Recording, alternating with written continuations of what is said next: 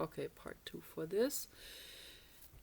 So, what actually has to happen is that, like what Donald Trump suggested, is absolutely spot on.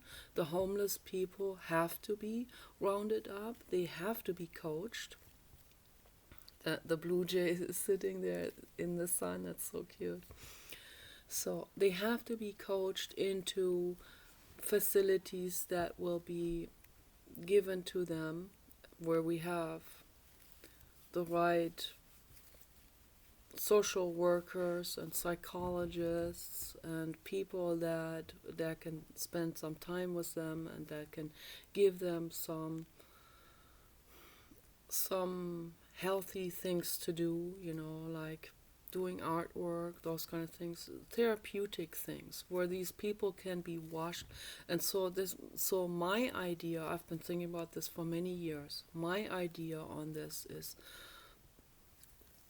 on this homeless situation, because those are the people that are obviously the most damaged and the most suffering of all, from all of us.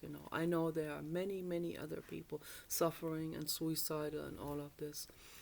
And so anyone who's suicidal is always, the one that has to be paid attention to before any of the other people.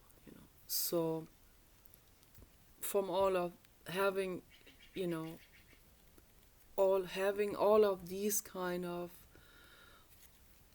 institutions, I still have to say that, I'm just talking about the people problems with the homelessness and all of this. My view on helping the world is, for me, the animals always come first. So, because they're always at the receiving end, they're always the ones that are battered and abused the most, and tortured and tormented and killed, and that's happening to the other species from the hands of humans the most. And they can't defend themselves at all, much less even than the homeless people or mentally ill people. The animals can't defend themselves, they can't speak, they don't have hands to defend themselves, they can't grab a gun to protect themselves, they can't call a lawyer. So caring humans have to come in and recognize the situation and step in and help. So they're the ones that need our help the most. Okay. So then after that come the homeless people and the mentally ill people and the suicidal teenagers and all of those. And we need to help all of those. Okay. So we have to have more animal shelters. We have to have animal social workers. So all of this, people need to be trained for this. All of this needs to be implemented. And we have to have several different, like intermittent stages of institutions for the different types of groups of psychiatric disorders. For example, the cluster B personality people, which are psychopaths, sociopaths, and sadistic people, they fall into this group of antisocial personality disorders. And those are the people that are the most dangerous. Those are the people that hurt animals. Those are the people that hurt children, that rape women, and so on. And those are the people that are, from my viewpoint, the most damaged.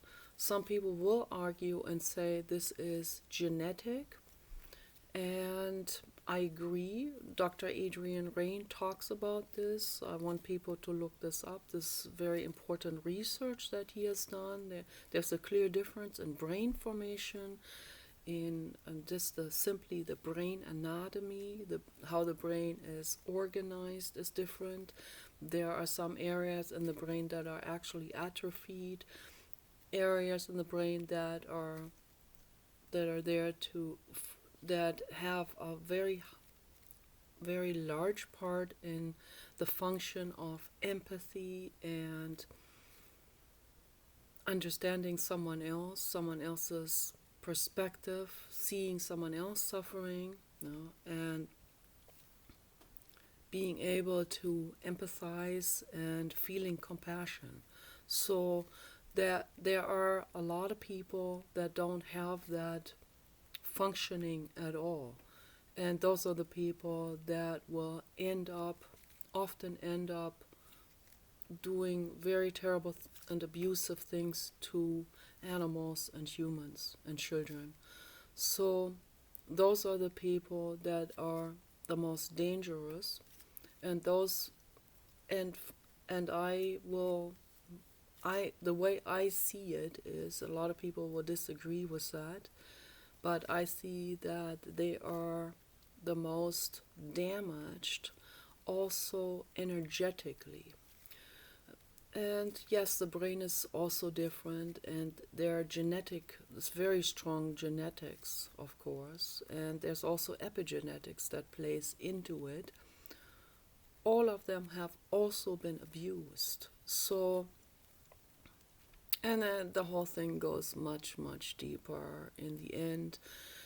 It goes much deeper into epigenetics and into energetic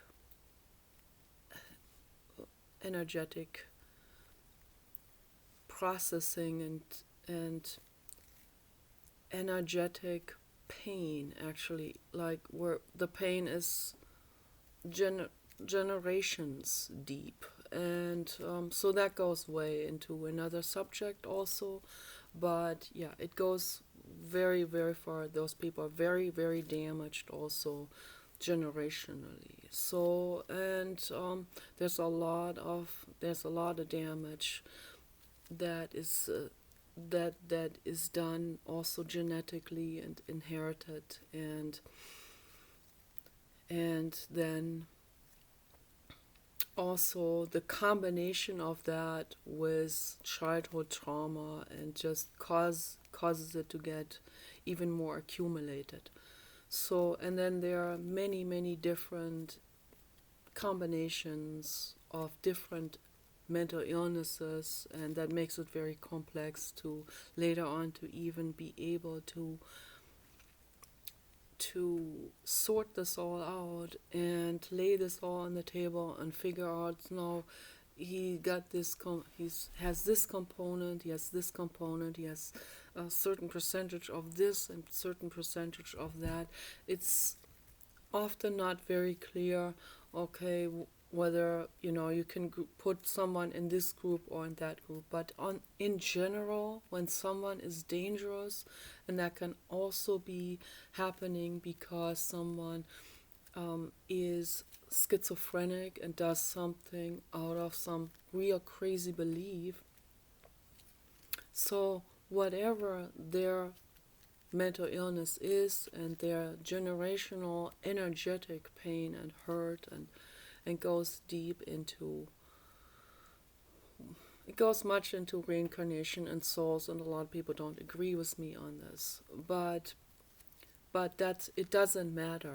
What matters is that those people are very dangerous, and they need to be, first of all, they need to be rounded up, and they need to be put into institutions where they need a very specific type of help, and also not in an abusive way, because that's not going to help anyone.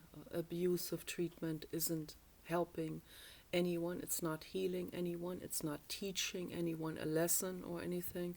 That's not helping. So penalty, the word itself, is completely unusable. We need to get rid of that word. We need to get rid of the entire concept of penalty and punishment. So that's not how we deal with these kind of things. But dangerous people need to be taken out of the public, out of the communities. We can't have dangerous people in the communities, whether they are Muslims practicing their religion, or people that think they have been stepped on by others, or people that are retaliating, or people that are thinking they're slender men, or the government is made up of reptile extraterrestrials. Whatever these people are, and I've seen it all, and it's not funny actually.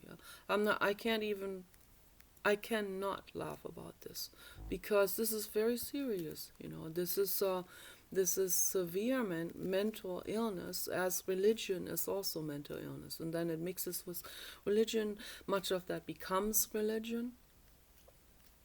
So then irrationality takes over completely, and there's what that Dr. Grande was talking about, this folie à deux is a French term that means, two people are actually influencing each other in terms of escalating towards a crime that they're committing together, so some kind of mental influence that they're doing on each other, which, for example, in the case of Charles Manson, that was, folie, whatever the number is, 100, So, and in religion, I call it folie à milliard.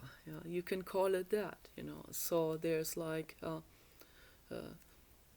irrationality done by the billions. That's what religion is all about. So, and just because they call two people that believe in Slender Man irrational, it doesn't mean that's only those type of people that are irrational, But the same people that will point the finger at those, which is, of course they have to point the finger at those, and we have to see that that's a very dangerous pathology. But we also have to see that Islam is a dangerous pathology in the same way, okay? It's the same thing, okay? So it's just a slightly different belief, but it is the same danger, but now it's multiplied by billions, okay? So, I don't know, 1 billion or more, maybe 3 or 4 billion. I don't know how large that community is. That's very dangerous, okay? That's more dangerous than any pandemic. It causes extreme suffering and oppression and pain and all of this. So a pandemic then can, depending on how it's dealt with by governments, can escalate the folie à milliard situation, phenomenon, multifold, So it can just escalate out of proportions then with that, if we don't pay any attention to this, as the people in Sweden are not paying any attention to this, or in Germany, where they have politicians that think everyone is the same, and we need to treat everyone the same, and everyone should get the same, have everything the same given to them, the same, and so on. And then the psychopathic ones, or the completely mentally ill ones, they will take over, and I guess I'll make part 3 for this as well.